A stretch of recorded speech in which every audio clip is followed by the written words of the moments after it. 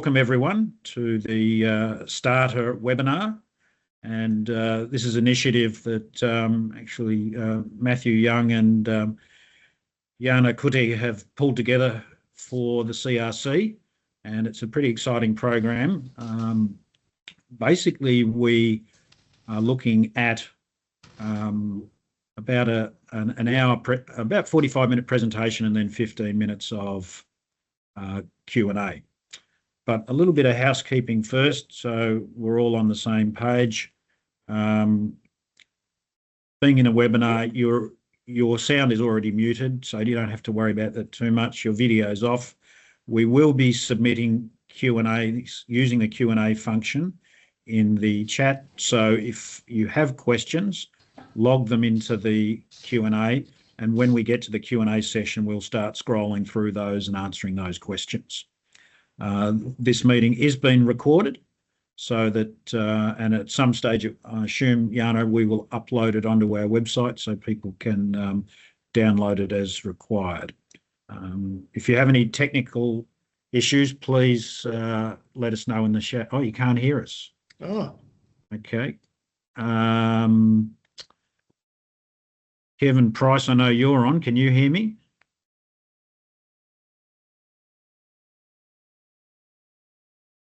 I can. So I got a thumb there. I can. Colin can. No, I've got lots of thumbs. Wendy, that might be a you problem. Yeah. Okay. Looks like everyone can hear. Wendy, you might just check out your speakers. It seems to be might be on your side. Okay. So let's continue with the presentation. We respectfully acknowledge the Wurundjeri people of the Kulin Nation, who are the traditional owners of the land on which the AMCRC office is located in Melbourne, and we pay our respects to their elders, past, present and emerging. Quick rundown of our agenda today. A little bit of an introduction to the CRC. I know many of you are very familiar with the CRC, so I won't dwell on that too long. The starter program funding, where we are seeing AM opportunities, eligibility requirements for the starter program, and application and assessments. Matthew will deliver the application assessments overview and process. Milan's going to give us a quick overview of some of the benefits of being involved in research with research organisations as part of our CRC. And at the end, we'll have a Q&A and what's next. So quickly, who we are. I think most of you are well aware of the CRC programs, and basically this is the federal government's way of engaging industry and researchers to do collaborative research. And it's a program that's been running for 30 years. It's had a lot of success across a range of industry sectors, and last year we were successfully announced as the Additive Manufacturing CRC, supporting manufacturers who want to get into advanced technologies and specifically additive manufacturing. And I should also point out, we have a strong surface coating and post-processing link into our CRC. So that's our fourth research program. So at a glance, we've raised just under 60 million to be expended with industry partners and researchers over the next 7 years to solve industry-led challenges. And we have 13 research organisations that have joined the CRC, and we'll also announce another one from WA fairly soon. So that will make 14. And we have quite a range of governments supporting us, both South Australian government, Western Australian government, and also the Victorian government, and then obviously the federal government is our main supporter. So if we quickly run through what we do, we engage with government, obviously with public funding and strategic initiatives and policy. We then work closely with industry to understand business challenges, what problems they're facing, where are new market opportunities, and from that we build out project opportunities and project ideas. These then get put forward to our researchers, and the researchers work with industry partners to build up a project program and budget, and then comes back to us. And once it gets through the approval process, we then fund it. So the funding is basically around $1 from industry gets matched by $1 from the CRC. Our core priorities are obviously accelerating industry-led research, but also we have a mandate with the Commonwealth to uplift industry. We're really looking to make sure that industry is taking full advantage of the opportunities that advanced technology, particularly additive manufacturing, brings to all the different industry sectors. We're also looking to have quite a strong focus on workforce upskilling and building out a workforce so that our industry partners actually have staff that understand the benefits of AM and can get involved in developing programs, processes, and systems to actually build out how you will engage with production on a production line using AM. So focusing again on industry-led research, helping Australian industry to innovate, scale and compete globally, and enabling the commercialisation of advanced AM technologies. Then we have our education and training programs. So running through what we do, when you look at how we transform the potential of AM to industry opportunities, we are looking at investing in industry-led research. We're also supporting industry to innovate, scale and compete globally, and enabling the commercialisation of advanced AM technologies. So, got a slight problem there. So what sets us apart? We have 4 research programs that start with sustainable manufacturing. Then one of our larger programs looks at applications and material development. We also have technology and process development, where we look at smart AM technologies and processes, validation and certification. This is particularly important for some of the more regulated industries like medtech and defence. Big focus, which has been driven by a future made in Australia, is around sovereign manufacturing capability. So when we look at a project application, we are specifically looking at how a company will integrate manufacturing capabilities based on the outputs of the research. So that's an important comment to make sure people understand that there needs to be a path to local manufacturing within the project scope. And our 4th program is surface technologies and post-processing. So that's one of the key areas where we can add benefits to functional parts that come off AM systems by adding different types of surface coatings for corrosion, durability. We also look at surface coating to repair and remanufacture components, and that's where the focus within defence and also mining and minerals, where there's a lot of focus on repairing as opposed to replacing large-scale components.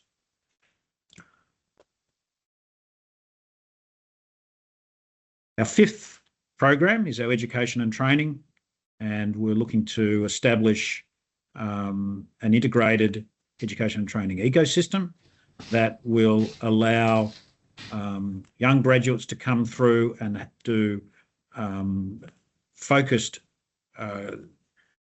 micro-credentials on a range of AM topics, but also bringing in vocational training for people that are on the factory floor. So we also have a PhD and graduates program that will allow core projects and larger projects within the CRC to have a graduate follow that program. And often we find that being industry-led and being industry-focused, that the PhD graduate continues on that journey with the industry partner. So micro-credentials, PhDs, and short courses to support SMEs with higher value programs, and obviously building higher value jobs within the manufacturing sector. And this gives you just a quick summary of those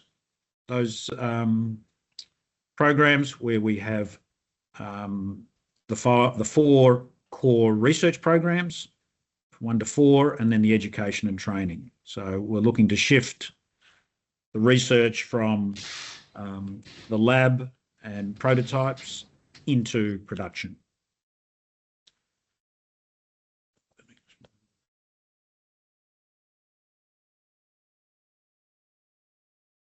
Right, giving you just a little overview of the industries that we play in.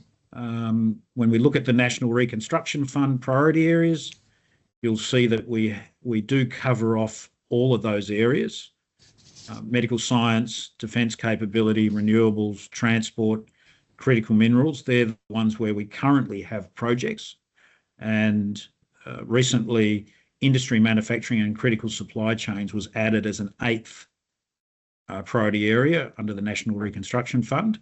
Another area that we currently don't have any projects but have some applications that we're reviewing is in agriculture and forestry. So when we look at the opportunities with AM, they cut across all industry sectors. In Australia, there's definitely been a focus on defence in the last 12 months. The word AUKUS comes to mind quite often. However, when we look at what's happening within our manufacturing capability, a lot around medical science, critical minerals, and enabling capabilities. Enabling capabilities is linked to industrial manufacturing, so that's really advanced technologies that will help manufacturers move forward. Quick overview of our research partners and who we work very closely with. We pretty much have a university partner in every state. And as I mentioned before, there'll be another one in Western Australia joining the CRC fairly soon. And across the landscape, all of those research partners have capability in doing research for additive manufacturing. Some have specialty in polymers, some have specialty in metal powders, some have specialty using the wire arc additive manufacturing technology. Then we have partners that can do AI-assisted programs for manufacturing. We have corrosion experts, so a very broad range of skill sets within our university partners, which opens up a lot of opportunity for our industry partners to engage.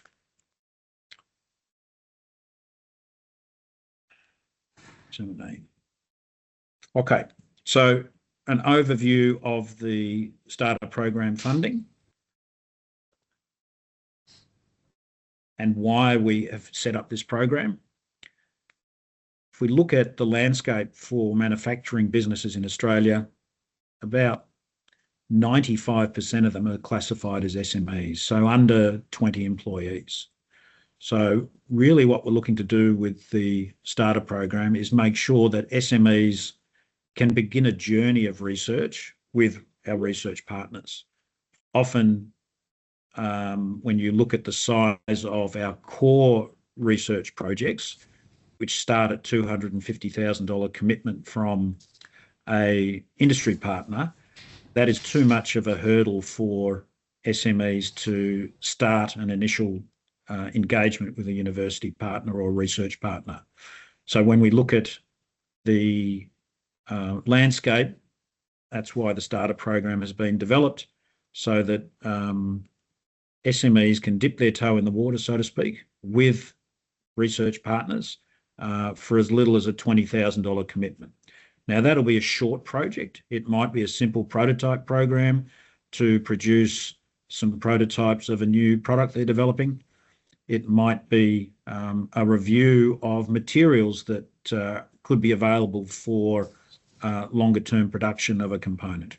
So the idea is that these starter projects allow an engagement with a research partner so that both people can build up confidence in the process and move forward with more detailed research at a later stage.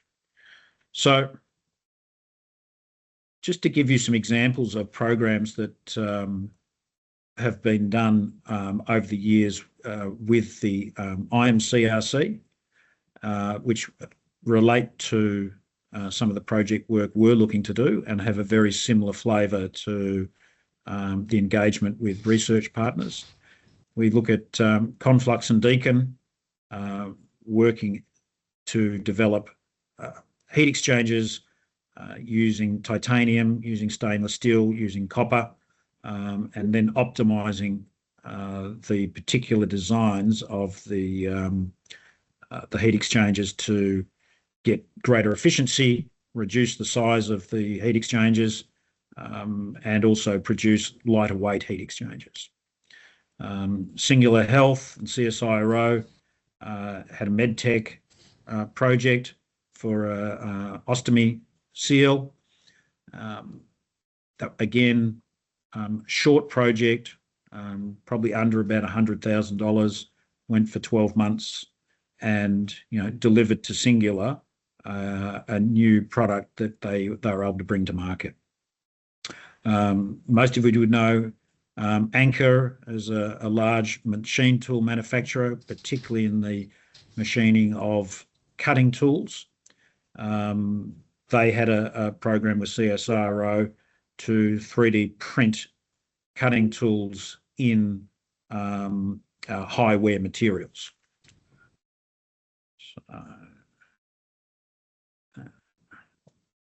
Another quick overview of 3 more programs.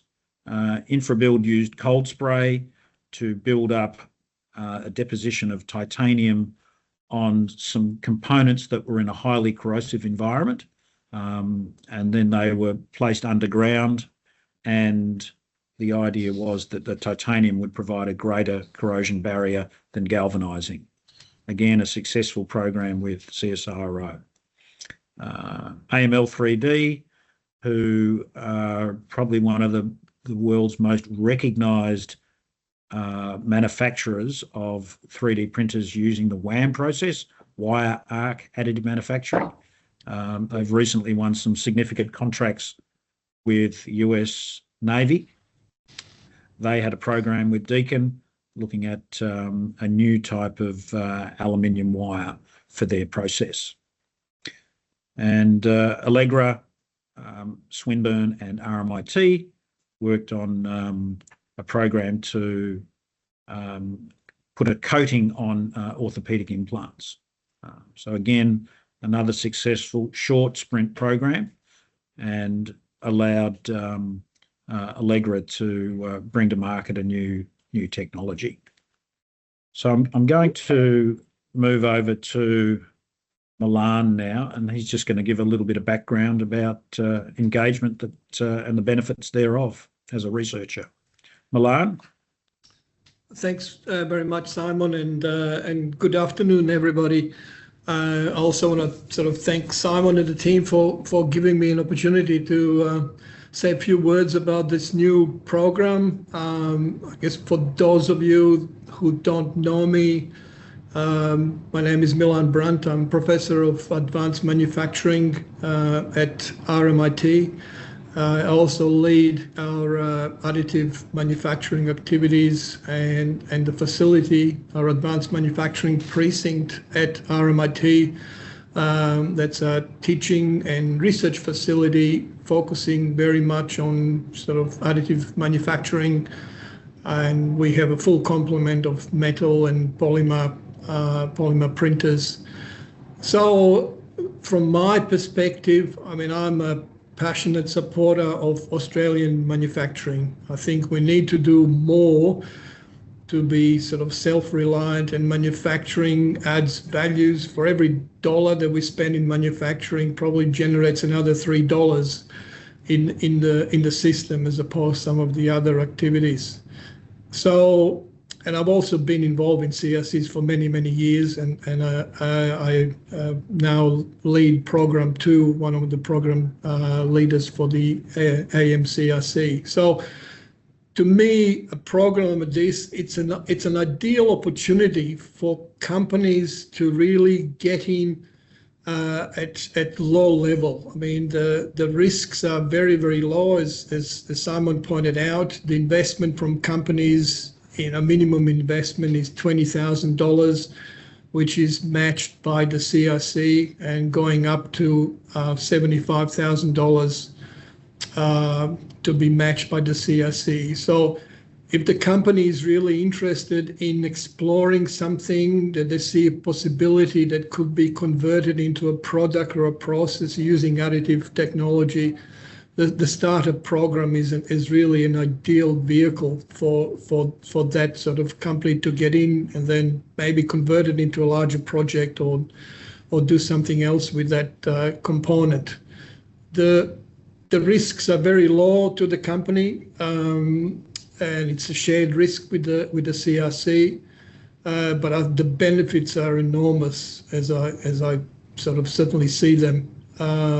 I was involved in a similar activity in the previous CRC that Simon mentioned, the AMCRC, and this was with RUAG at the time, and now Rosbeck Engineering. They wanted to explore the manufacture of a particular aircraft component, sort of 3D print out of titanium. And yeah, we sort of started that project. So that was about 2019. We looked at 3D printing it. We then tested it. It all looked really, really positive. And then the company was looking at, basically transferring that technology in-house to manufacture this particular component.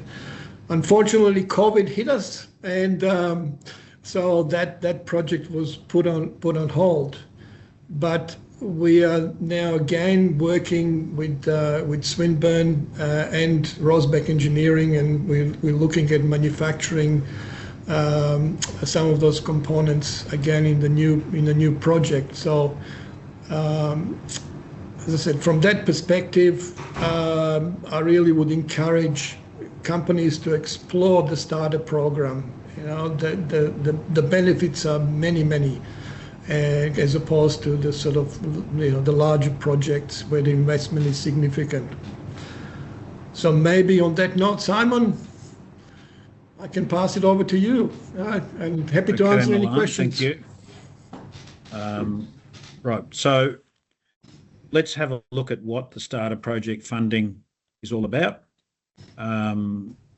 It's a $3 million initiative over the next 2 to 3 years, and that means that there's probably going to be around 60 to 70 projects that we do over the next 2 to 3 years. And if we get enough take up of the projects, we'll go back to our investment committee and request more funding. So this could be an ongoing program if we see good take up.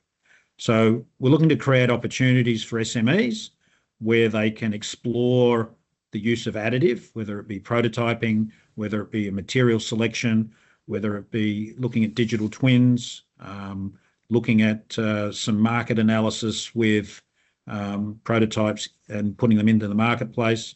And then obviously, if there's more detailed research that needs to be done, we can move into a larger core program. So benefits of what we're trying to do: low risk, as we said, anywhere from a $20,000 commitment up to a $75,000 commitment from the industry partner. We will match that dollar for dollar. The funds then get pooled and then go to the researcher to complete the project. Generally what we're looking for is the Project IP will vest with the industry partner. Background IP obviously vests with whoever brings that background IP to the project. So researcher may have some background IP they're using, that would stay with them. Industry partner may have background IP they bring to the project, that stays with them. But project IP developed on the project will vest with the industry partner. Then I suppose the real focus is building the relationships between industry partners and our researchers. So let me jump to the next one. So an example of a project, we look at let's say we pick a project that's going to run for 9 months. We would have a total investment of the project of 150K. The industry partner will contribute 75K. The AMCRC, through the Commonwealth's funding, will contribute 75K. And then what that looks like, depending on the profile of the budget, but roughly what it would look like is the university has expenses of $50,000 per quarter for the project. Industry cash contribution can be paid quarterly, so 25K per quarter from the industry partner.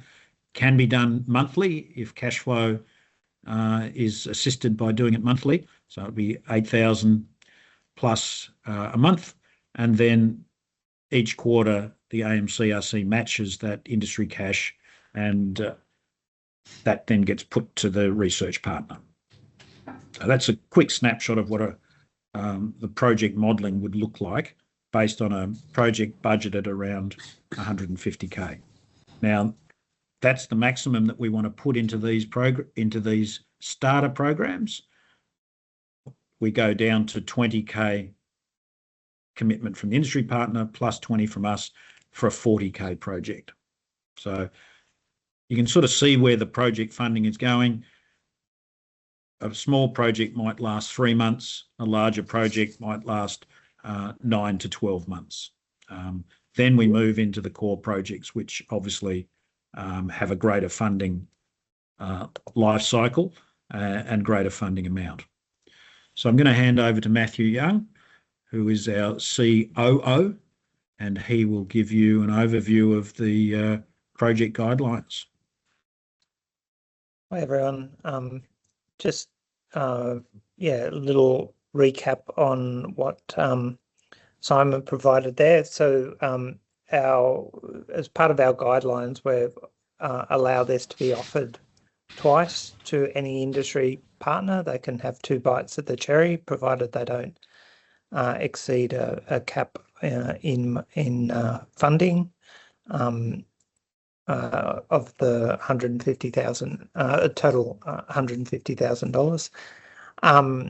So it is live now. It's on our website.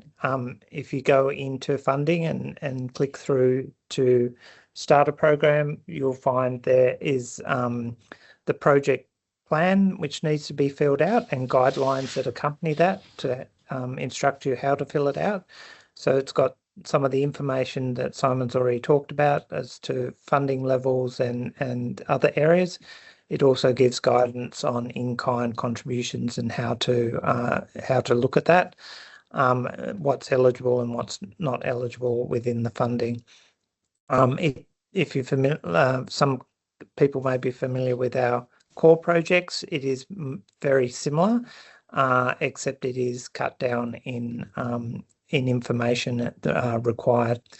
And then we have our project financial budget spreadsheet. So generally this is filled out by the research partner who builds the budget based on the staffing and requirements within their research facilities to do that, reviewed with the industry partner and submitted to us as part of the application process.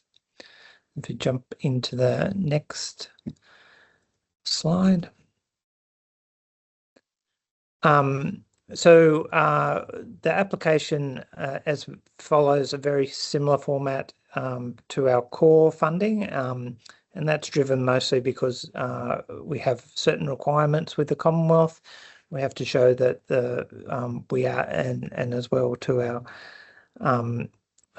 board and members. So we have to show due diligence and that we are assessing projects on merit based on innovativeness and actual research, and it makes sense. So the application is very simple in format. The first part is to define the problem or opportunity that you're trying to address through these short projects. The second part is what the outcome will be. Again, focus mostly on the outcome for the industry partner and how that will be both delivered from the whatever's being developed, but how it will be delivered to the industry partner. And then we move into the strategic fit with CRC, so how it aligns with our objectives to see advanced technologies being additive manufacturing picked up with or explored within the project, how it touches on sustainable manufacturing, which is a common theme throughout all projects. And from sustainable, we talk about both environmental, social, governance, but as well sustainable as in a business operation, industry adoption of digital technologies and Industry 4.0 that keep businesses sustainable and relevant moving forward. And then the key part is, what significant benefits will the project deliver to both the company and the broader sector. You'll note again, stress this, that this is important that the industry partner fills out this, provides us their story as to why it is, with their commercial imperatives clearly articulated.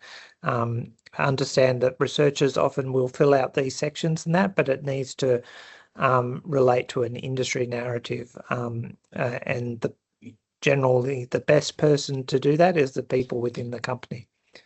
If we just jump on to the next slide. A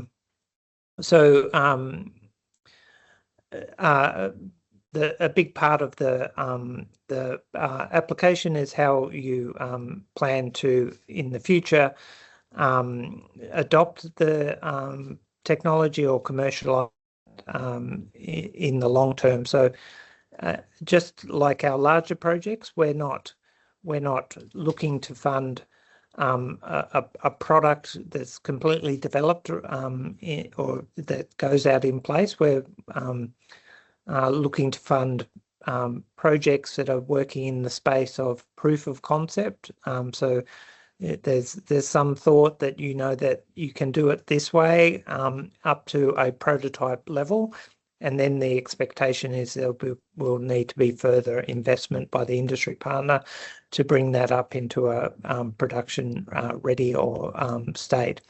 And in some cases, because this is shorter funding, it may only take you up to initial stages of development. So just a step or two in technology or manufacturing readiness, which may give you the confidence to move into a larger investment and build that into a larger project with us, or perhaps with someone else if that's your choice.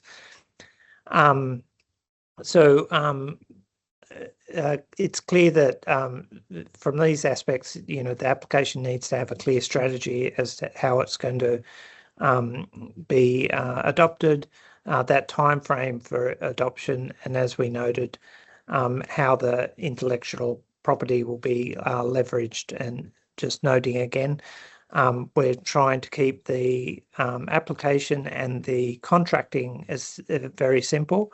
And so our standard contract has the industry partner owning the IP and any background IP bought by either party within these projects. And we do talk, generally these will be one-to-one projects one industry partner, one research partner, that those background IP remains with the party, and improvements on that remain with the party that brought that IP.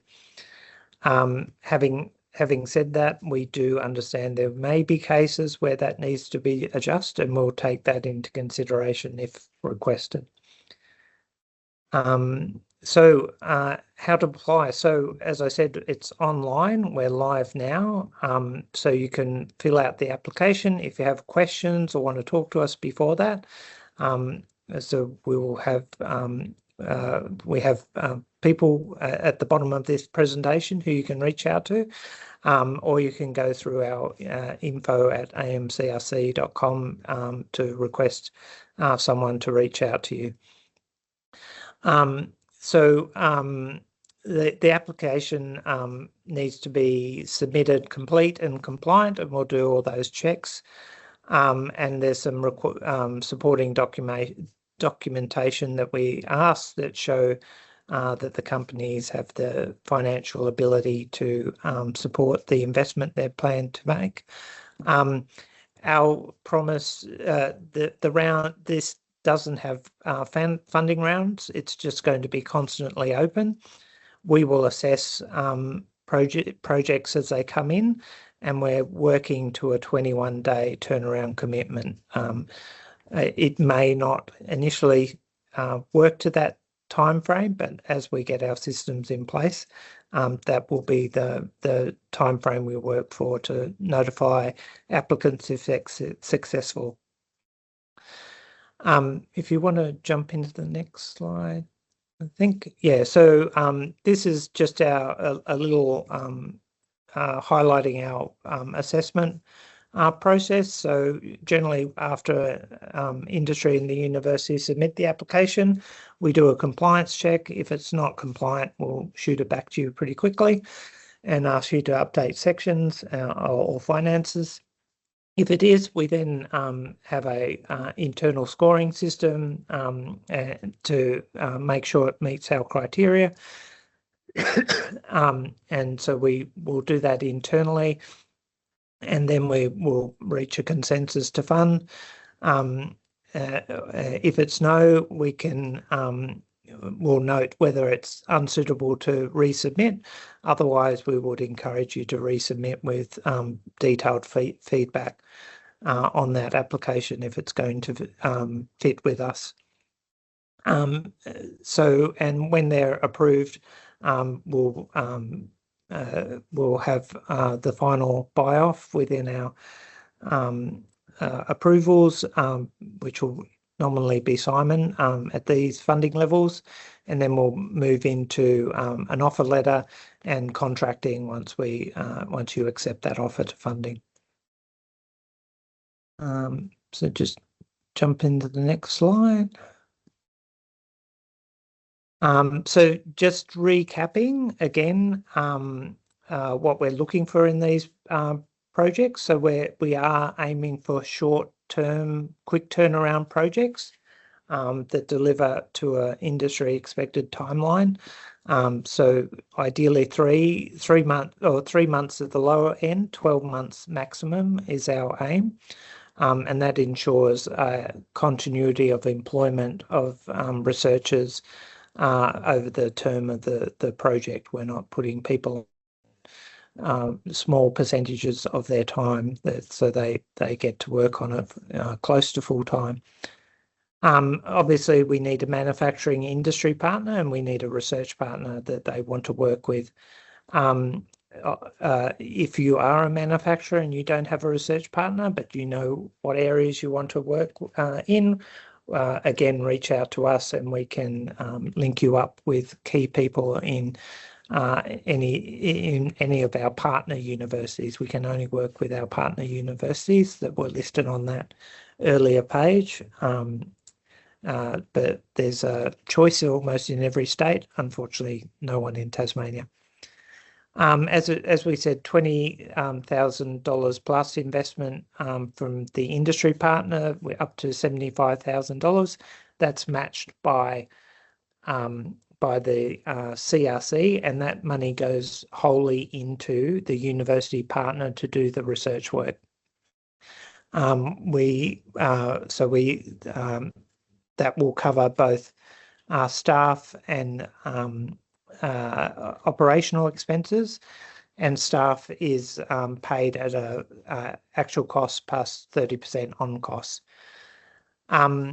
We talk in terms of manufacturing readiness levels, and you'll see definitions in both the guidelines and in the application in the appendices as to what they are.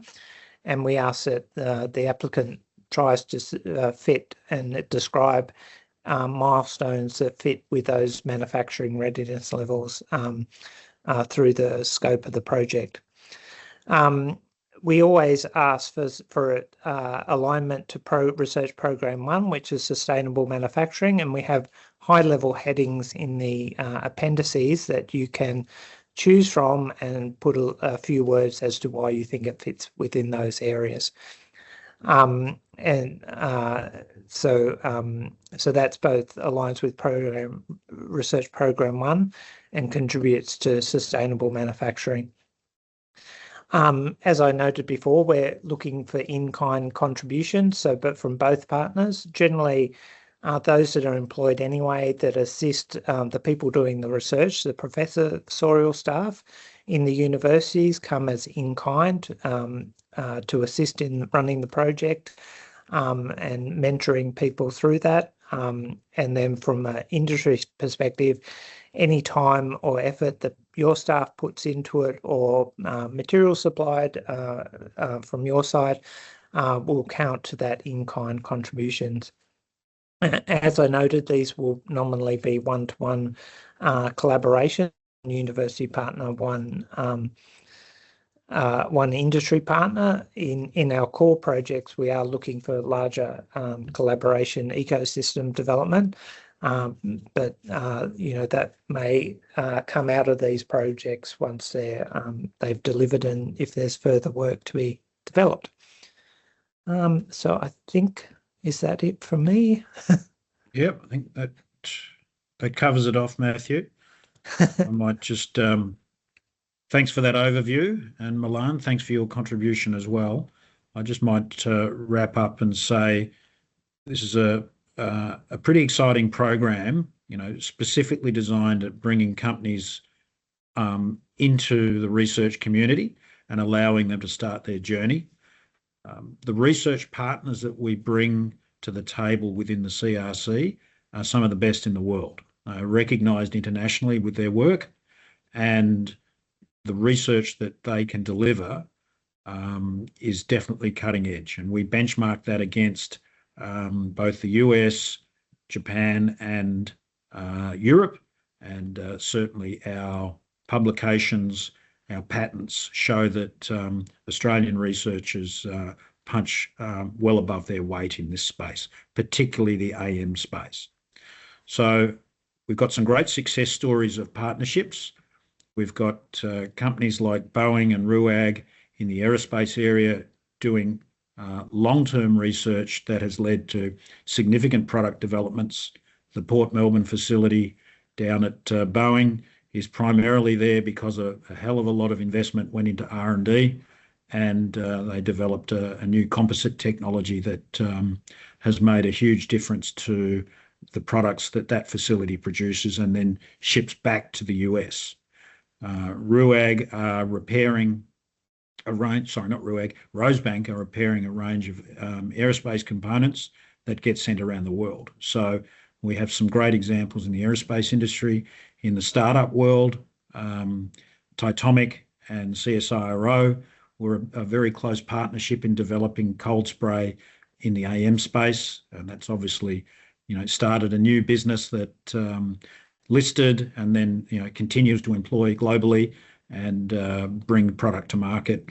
We also have AML3D, who are now recognised as world leaders in the space of wire arc additive manufacturing, and their contribution is to the AUKUS program will be very significant over the next 10 years.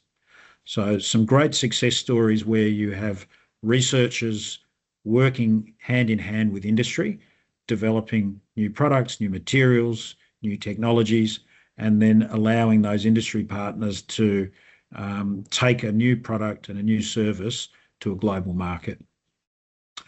Now we're going to move into a Q&A session, and Jana, what have we got as far as Q&A is concerned? Colin Wilson. Hello, everyone.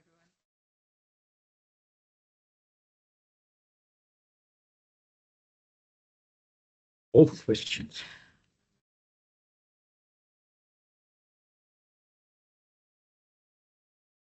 Sorry, we're not getting any sound. No sound coming through? Sorry, is Jana talking? No. Yeah, no sound, Simon. Thank you very much. Sorry, I was too far away.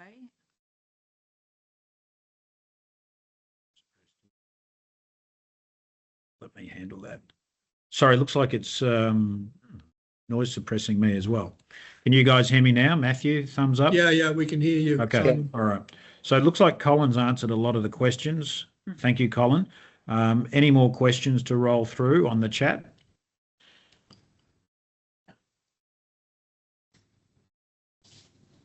Yeah, okay. So it looks like we've answered most of the questions. Obviously, further questions and having a quick discussion with any member of our team will be a good way to fast track an application, because we can guide you in some of the responses and some of the answers. Okay, we've got a question coming in.